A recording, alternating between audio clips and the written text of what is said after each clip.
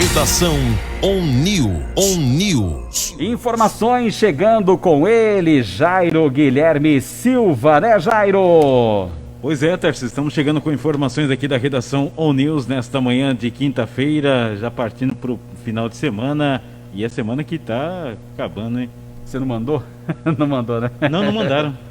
Ah, então tá bom. Então tá bom. Não mandei porque não mandaram. Ah, então tá certo. Que coisa. O pessoal tá trabalhando em ritmo... ritmo de festa. Bem dentro de conta que a pandemia vai em ritmo acelerado, né? E tá indo em ritmo acelerado cada vez mais, né, Jairo? Que coisa isso, Jairo? Pois é, infelizmente, viu, Tarcísio? A situação em nosso país se complica cada vez mais. O país registrou 1.185 novas mortes por Covid-19 em 24 horas.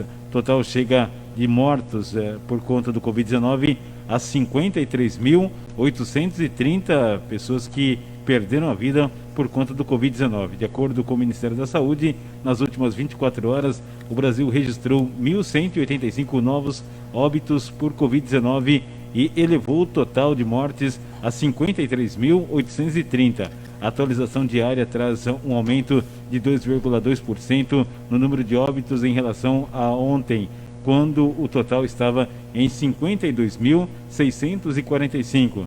Na detecção de novos casos da doença, foram 42.725 novos diagnósticos confirmados, totalizando aí cerca de 1.188.631 casos de pessoas que se contaminaram pelo coronavírus. Os estados com maior número de óbitos são São Paulo em primeiro lugar, com 13.352 óbitos, Rio de Janeiro 9.295 óbitos, Ceará com 5.815 óbitos, Pará com 4.726 óbitos e Pernambuco com 4.425 óbitos, Tarcísio. Olha, realmente é complicado, né? Todo mundo acompanha a gente fala todos os dias esses números, não é? Nós atualizamos todos os dias. Todos os dias, né? Todos os dias atualizados aqui. E lembrando que a gente pega tem uma polêmica, né? Do governo, que é a fonte oficial, né? Do Ministério da Saúde, e tem um consórcio de mídia, né? Que pega, que pega por si e dá uma diferença aí e tal. A gente está trazendo o número oficial do governo, não é, Jairo? Só para deixar claro, porque de repente a pessoa fala assim, mas eu ouvi em outro lugar, ou na rádio falou de outro jeito. É porque tem um consórcio formado por Globo, G1, Folha, Extra, um conglomerado aí de empresas de mídia que também apuram esses casos de forma independente, tá? Então a gente não vai entrar nessa contenda, o número oficial do governo são esses. Mas assim, a gente está aqui atualizando os dados todos os dias. E eu percebo, viu, Jairo, que antes o número de novos casos, em 24 horas, ficava em 15 mil, 20 mil. E a partir de ontem, novos casos em 24 horas salta para 42.700. Quer dizer, ontem também mais de 40 mil novos infectados em 24 horas. E quais são as políticas eficientes que estão sendo tomadas hoje para que esse número seja freado? É a pergunta que eu estou deixando no ar aí. Quem souber a resposta, por favor, nos dê. Não é, Jair? Sem dúvida alguma, Tarcísio. E lembrando que do total, 484.893 estão em observação, 649.908 foram recuperados, se curaram do Covid-19, isso em todo o país. E 3.904 mortes estão em investigação, sendo analisado pelo Ministério da Saúde, essas 3.904 mortes que aguardam resultado para saber se as pessoas realmente faleceram por coronavírus ou não, em decorrência, na verdade, né, não por coronavírus, em decorrência do Covid-19. Tá aí, realmente, né, os números estão aí aumentando e a situação vai se complicando, né, Jairo? E a situação realmente é preocupante, ainda mais aqui na nossa região. Vamos atualizar os casos aqui na região americana, dados atualizados do dia 23, né? Ainda tem 348 casos positivos, 20 óbitos e 233 pacientes que estão curados. Mas, Americana, esse dado aqui é atualizado no dia 23, né? Mas tem um dado mais recente, exatamente, tem um dado mais recente aqui que a Secretaria enviou à nossa reportagem. Vamos passar aqui o dado enviado pela Prefeitura de Americana. O quadro atual geral aqui do Covid-19 em Americana é 379 casos positivos, sendo 20 óbitos, 10 internados, 78 em isolamento domiciliar e 271 curados. 144 casos suspeitos aguardam resultados de exames, sendo 4 óbitos, 21 internados em hospitais e 119 em isolamento domiciliar. Além disso, o município contabiliza até agora 1.073 casos que eram considerados suspeitos, mas que foram descartados pelos exames que deram negativos, Tarcísio. Tá, e lembrando que de leitos, né? Tem 31 leitos ocupados que não se faz o uso de respirador, e com utilização de respirador em Americana são 25, né, que estão com o Covid e fazendo uso de respirador, quer dizer, a situação mais grave da doença. Nós estamos torcendo, rezando e mandando vibrações positivas para que todos os infectados consigam superar essa doença e se curar, não é, Jairo? Pois é, nós estamos aqui na torcida realmente para que o pessoal possa se curar o mais rápido possível. Enquanto isso, a Hortolândia confirmou a 27ª morte por coronavírus. Caramba! A situação que lá também é muito preocupante. A Prefeitura de Hortolândia informou mais uma morte provocada pelo novo coronavírus, a 27ª vítima. A paciente era uma mulher de 69 anos que tinha outras comorbidades. Ela havia procurado atendimento médico no dia 30 de maio, quando foi internada na unidade respiratória da UPA, Unidade de Pronto Atendimento de Nova Hortolândia. No dia 1º de junho, ela foi transferida para o Hospital Estadual de Sumaré, onde morreu no dia 22 de junho. Portanto, a cidade, no total, a cidade identificou 433 moradores que tiveram contato com o vírus. Desses 354 estão curados, 44 cumprem isolamento domiciliar, 8 estão internados, além das 27 mortes registradas na cidade de Hortolândia. A cidade também está, nesse momento, muito apreensivo com relação ao número de pessoas contaminadas.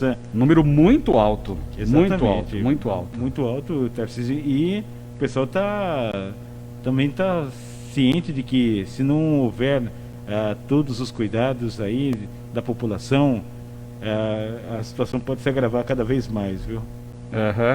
Tá aí. E Limeira tomou a decisão de fechar o comércio a partir de hoje.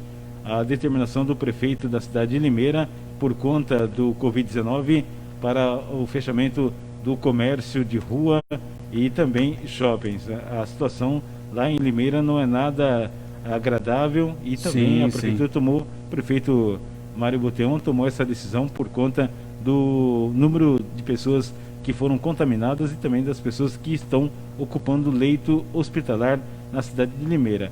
Nós vamos passar aqui os dados atualizados de Limeira. Sim. Total de notificações 4.251, descartados 1.420, óbitos em Limeira. Olha que caso impressionante, olha. Caramba. Total de casos confirmados até agora, 1.056. Meu Deus. Óbitos 54, recuperados 957. Que benção.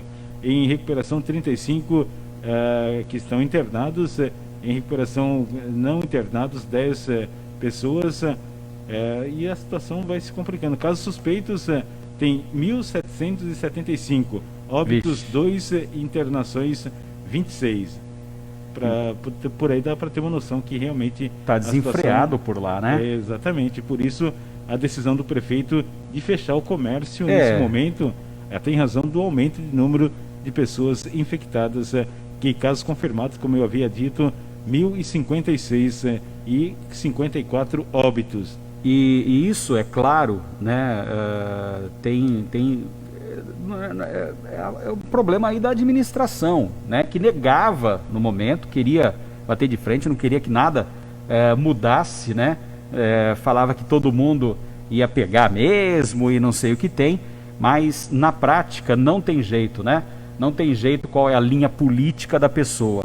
O número de respiradores é o que limita a questão do Covid-19, é o número de respiradores, né? Porque nós estamos falando aqui de números, um ou outro caso, como teve um caso muito conhecido em Santa Bárbara, que não conseguiu um leito de UTI, não conseguiu o respirador e acabou morrendo. Então os casos são poucos por enquanto, mas você vê o número de mortes, mas essas mortes quase totais, teve uma assistência médica, teve um apoio, teve, não é? Então, realmente uma situação muito delicada, muito delicada. Agora você imagina ter um número maior de pessoas precisando e não ter leito, quer dizer, não ter o respirador. É morte certa, né, para as pessoas que estão em estado grave. E é bastante complicado. E uma coisa que não está se falando mais, viu, Jairo? É o número de pessoas da área da saúde que estão na linha de frente, que estão se contaminando e muitos estão morrendo, né? Muitos estão morrendo. No condomínio onde eu moro tem um médico, ele atende em Piracicaba, né? E lá ele né, conversando lá, ele falou que perdeu 3 colegas lá que trabalhavam com ele no hospital morreram por causa do Covid. É uma coisa impressionante. E aí a gente fala, fique em casa.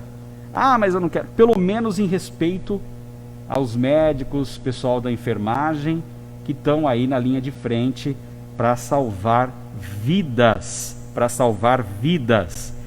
Mesmo quem nega, né, os governantes, os políticos que negam, não tem como negar, né, o número de pessoas que estão usando a UTI, o número de pessoas infectadas. E nós, inclusive, para não entrar em contenda, nós estamos falando que o governo federal divulga, não é?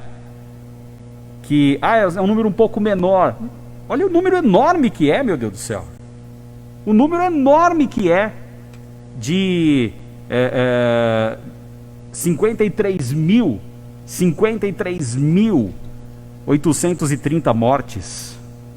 E casos, né, confirmados, positivos, 1.188.631. Então, são números assim que assustam. E a gente está subindo ainda, hein? Está subindo na curva. Essa curva que nunca a gente está vencendo. Meu Deus do céu. Não é, Jairo? A situação está complicada, viu, Tarcísio? Olha, nós havíamos dito ontem do falecimento de um senhor lá da região da Praia Azul. A prefeitura colocou uma nota hoje, através da vigilância epidemiológica, que registrou ontem mais 2 óbitos suspeitos do Covid-19. Esse homem de 63 anos, do bairro São José, a região da Praia Azul, que estava internado desde o dia 15 de junho, faleceu na noite da última terça-feira, dia 23, e um outro idoso de 74 anos, morador no Jardim Nossa Senhora Aparecida, que internou na terça, faleceu na manhã de ontem. Os 2 pacientes realizaram testes PCR e o resultado ainda é aguardado, por isso são considerados óbitos suspeitos da doença. Muita gente fala assim, morreu de Covid-19, mas ainda suspeita-se que seja Covid-19, mas foram feitos exames, então falta aí a confirmação pelo laboratório se confirmação realmente é ou não. Legal, né? A informação, o resultado do exame para ter um documento, né? Exatamente, até por conta que foi feito o exame não chegou ainda, então, embora muitos falem que a suspeita para o Covid-19 é muito grande, mas não há ainda a confirmação pelo laboratório, se é ou não. Isso. Mas, e aí não entra nas estatísticas de mortes confirmadas, né? Então fica aí represado. Quando chegar o exame, que aí vai ser comprovado a morte por Covid, não é? Exatamente. Então tá Olha, certo. o boletim atualizado divulgado pela Vigilância Epidemiológica de Americana traz ainda 31 novos casos positivos do Covid-19, todos após a realização de exames PCR. Desse total, 20 estão em isolamento domiciliar e 11 estão curados, graças a Deus. Isso, já passou o tempo, já passou a janela do vírus, então estão curados e também não transmitem mais a doença. Pois é, e a Vigilância aqui de Americana também registrou mais um óbito, agora de febre maculosa. Caramba! Trata-se de um homem de 52 anos, morador na Vila da Inese, que começou a sentir sintomas no dia 28 de maio, foi internado no Hospital Municipal Dr. Valdemar Tebaldi no dia 3 de junho e veio a falecer no dia seguinte. O resultado do exame chegou na última segunda-feira.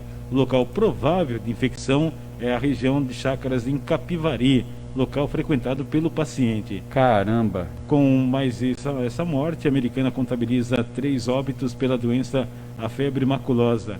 Os outros 2 casos, trata-se de um homem de 38 anos, residente no bairro Boer. No dia 13 de abril, ele começou a apresentar febre, redução na quantidade de urina, dores musculares, prostração e convulsão.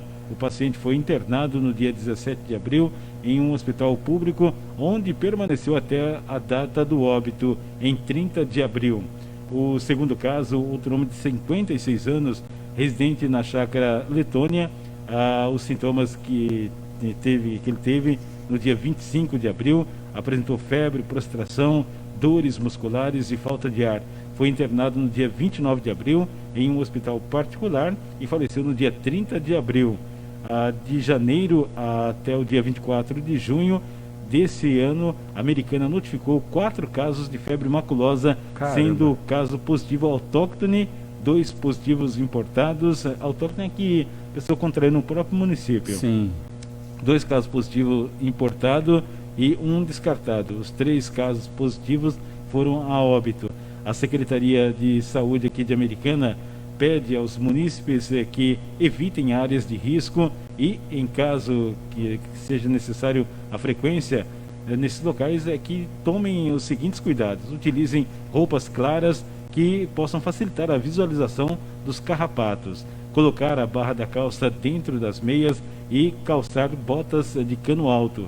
Examinar o corpo cuidadosamente a cada 3 horas, pelo menos, porque esses carrapatos transmitem a bactéria causada pela febre maculosa depois de algumas horas após a picada do carrapato. Tenha cuidado ao retirar o carrapato que estiver grudado na pele, fazendo mediante a uma leve torção. Portanto, se você puder evitar essas áreas, áreas de chácara, onde tem capivaras circulando, Sim. tome muito cuidado, verifique o corpo aí, os pés, para ver se não tem carrapato ali na sua roupa, ou então já que está na pele já, né, Tércio? Sim, então, sim. para retirar o carrapato, como está sendo informado, é mediante uma leve torção. Você retira o carrapato. Quando for passar por um clínico ou uma consulta, informar o médico ou o enfermeiro que você esteve em área de risco e foi picado por um carrapato. Então, Isso. importante dar esses detalhes quando passar por uma consulta. Fala muito em carrapato estrela, mas o miquim, né, é a parte jovem, né, do carrapato estrela. Então o miquim também pode passar. Eu peguei miquim, então pode estar em risco também. Tem que ficar atento, tá? Então fique bastante atento. Eu lembro desses 2 casos, né, de abril. Foi confirmado que eles estiveram lá na represa lá do Areia Branca lá, pescando, né? Uhum. E eu já estive por lá, vi fezes de capivara, piquei a mula, não ia ficar aqui não. Não é? Então tem que tomar bastante cuidado. E realmente, então a 3ª morte nos últimos dias aí de febre maculosa, né, Jair? Tem que ser bem cauteloso nesse momento. Exatamente. O governador João Dória anunciou ontem, quarta-feira, que a retomada das aulas presenciais em todos os níveis de ensino da rede pública e particular está previsto para o dia 8 de setembro. Na primeira das 3 etapas, as salas terão ocupação máxima de 35%, com revezamento de estudantes durante a semana. e sob os rígidos protocolos de segurança definidos pelo Plano São Paulo de Indicadores de Saúde. Vai ser retomado, portanto, no dia 8 de setembro. Isso é, se atingir a próxima fase, né? A fase 3. Eu acompanhei a coletiva falando sobre isso e falou várias vezes, e é impressionante, né? Parece que depois eu vi as pessoas comentando, parece que o pessoal não pegou, não estava acompanhando lá. Eu estava acompanhando.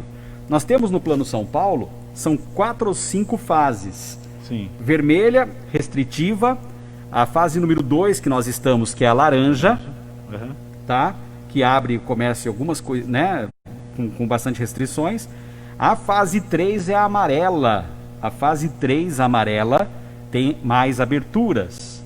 Depois tem a fase verde e a fase azul e a fase verde, né? Tá. E foi falado que para abrir tem que estar em 2 períodos consecutivos na fase amarela, que é a fase 3. A próxima fase, se a gente passar, né? Se a gente passar. Mas aqui a região de Campinas e de Sorocaba já foi puxado a orelha várias vezes que está para regredir. Como está regredindo aqui a cidade de Limeira, Mojimirim, Mogi Guaçu, Campinas, né?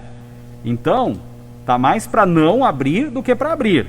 Porque nós teríamos que passar para a próxima fase amarela, que é a fase 3, e permanecer num segundo crivo aí, continuar ainda na fase 3, a fase amarela. Então, como que a gente atinge isso? Tendo isolamento, saindo só em casos de extrema necessidade, e quando for sair, fazer o uso da máscara, higienizar as mãos, as roupas quando chegar, e principalmente o distanciamento social. Não é? Tem que ter tudo isso, né, Tarcísio? Porque senão a gente não vai vencer. O governo colocou no mês de setembro exatamente com essa possibilidade, porque estamos em junho, final de junho. Aí vem julho, agosto e setembro. Então, 3 meses para estarmos na fase amarela, que é a próxima fase. Mesmo que a situação se complique cada vez mais, e está complicada realmente. Está complicada. Até setembro é improvável que a população não se atente e não tome os cuidados necessários e restritivos para evitar a contaminação. Então, setembro é um prazo até legal para que a população possa voltar às escolas. Mas muita gente está temerosa ainda, até porque vai ter uma série de regras dentro do ambiente escolar, salas com 30% da capacidade, imagina como que vai ser feito. Sala que tem 40 alunos, 30%, quantos vão estudar? Né? Tem essa também. Então. Salas que tem 20 alunos, 30%, quantos vão às salas de aula? Quantos vão ficar em casa? Quantos vão voltar na próxima semana? 35 no caso. Quantos vão voltar na próxima semana? Né? Então. Tudo isso aí que tem que ser levado em consideração. Questão de bebedouro. Não vai mais poder utilizar o bebedouro ali, o coletivo. Vai ter que todo mundo ter a sua canequinha. O governo disse que vai levar esses IPIs para as escolas. E quando vai chegar? Né? Então, é isso que tem que... não adianta, aí não dá pra abrir. Álcool gel, cada um leva o seu, mas tem gente que não tem álcool gel em casa. Sim, tem gente que não tem, vai de máscara, vai estudar. Pessoas que têm alguma doença crônica, crianças. Como é que vai fazer? Enfim, é uma situação, um imbróglio aí que o governo vai ter que... Quem acompanha a gente pelo vídeo tá vendo o mapa do estado de São Paulo. Exato. Fase 1, restritiva, tudo fechado. Região de Presidente Prudente, que passou pela segunda, né? Duas etapas aí, restritiva, fechada, né? Região de Presidente Prudente, Marília, também a região de Barreto, região de Ribeirão Preto e região de Registro. Todas as outras áreas está no nível 2 laranja, quer dizer, em nenhuma das áreas do estado de São Paulo, se fosse para abrir hoje, estaria aberto ao retorno às escolas, não retornaria às escolas. E outra, e se fechar, para de novo também, né?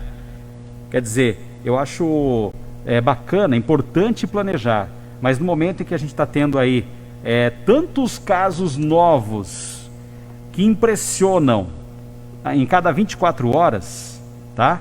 Não vamos nem falar do número total. Vamos falar dos casos novos em cada 24 horas. 42.725 casos novos em 24 horas. Em 24 horas. Ontem também, numa ascendência tão feroz,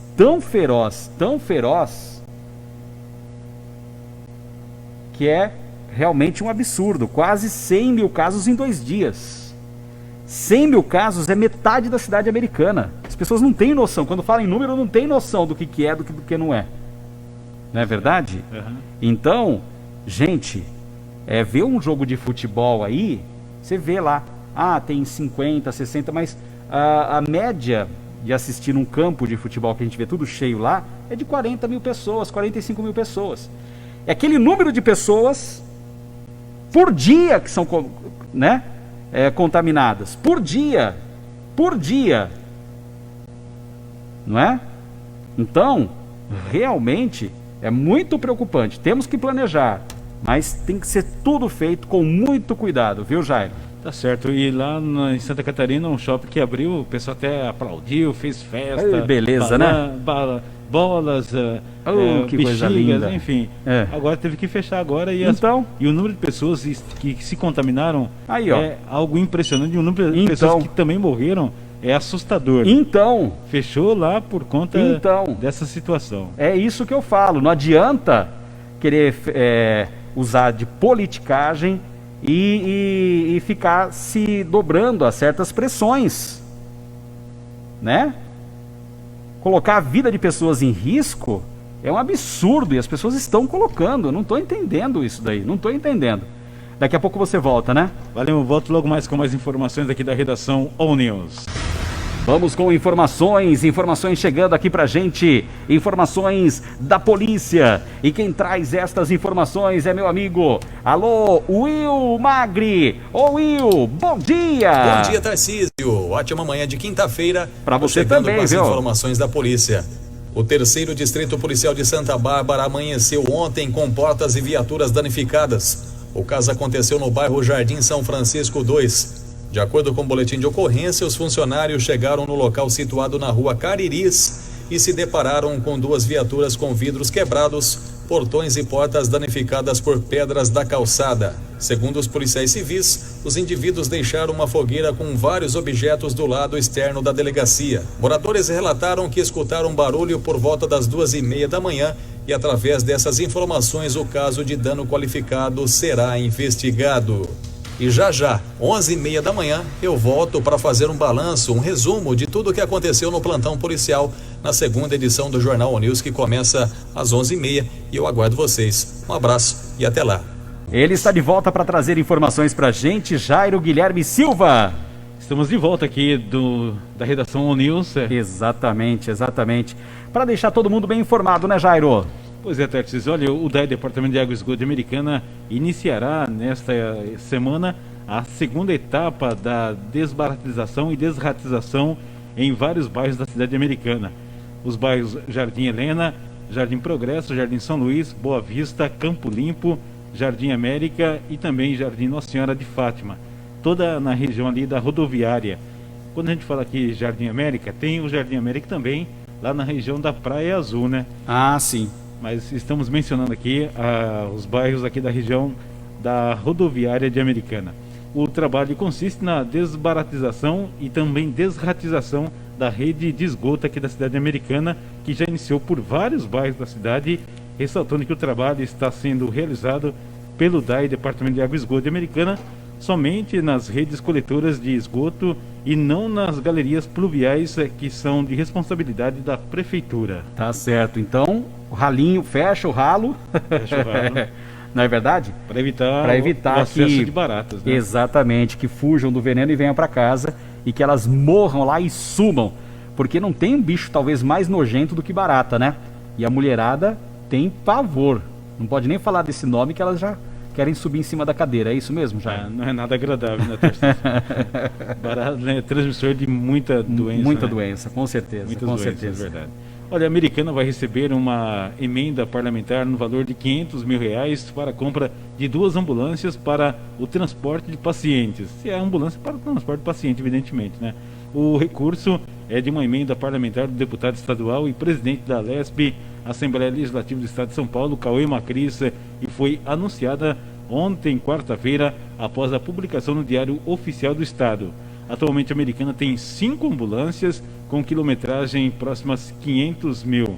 Os veículos serão utilizados no transporte sanitário eletivo diário de pacientes acamados, cadeirantes e debilitados com dificuldade na locomoção em tratamento em outros municípios. Portanto, o presidente da Assembleia Legislativa, que é deputado aqui da cidade americana, Cauê Macris, está destinando 500 mil para o transporte de pacientes aqui na cidade, compra de 2 ambulâncias. E também foi anunciado, né, no início dessa semana também a destinação de R$ 200 mil para a reforma e também a recuperação do prédio da UBS, Unidade Básica de Saúde, do Jardim Ipiranga, que está já há desde outubro, foi suspenso o atendimento naquela unidade e por isso vai ser através dessa emenda que foi conseguida também pelo deputado estadual e presidente da Alesp, Cauê Macris, para a reforma e manter a estrutura da Unidade Básica de Saúde do Jardim Ipiranga, em que a população está sendo atendida lá no Jardim São Paulo. Uma distância considerável, já que a maioria das pessoas que são atendidas na Unidade de Saúde do Jardim Ipiranga são idosos e que com a recuperação agora, essa manutenção que vai ser feita, porque as paredes lá, eu me lembro, Tarcísio, que na gestão passada fiz a inauguração, apresentou algumas rachaduras, fez todo o procedimento, as rachaduras retornaram aí, enfim, o pessoal agora vai estar fazendo um novo trabalho para evitar que apresentem novas rachaduras. Muita gente diz que tem que demolir o prédio, mas não é esse o caso da prefeitura. Eles vão recuperar o prédio de acordo com a análise feita pela Secretaria de Obras. A secretária Adriana esteve lá, disse que tem como recuperar o prédio e não é necessário demolir o prédio da Unidade de Saúde do Jardim Ipiranga, que vai agora ser recuperado. Espero que o mais rápido possível, para que as pessoas possam ser atendidas naquele local, já que a distância do Jardim Ipiranga para o Jardim São Paulo é muito grande para as pessoas de idade, né, que tem que se deslocar para aquela unidade para serem atendidos, Tarcísio. Tá aí então, boas notícias, isso é bom. Maravilha. Exatamente. Olha, Tarcísio, e o protocolo do prazo de 48 horas para comunicar o desaparecimento de mulher, a orientação está sendo feita agora da seguinte maneira: o prazo de 48 horas estabelecido como o mínimo para a comunicação de desaparecimento de uma pessoa não precisará mais ser adotado quando se trata do desaparecimento de uma mulher.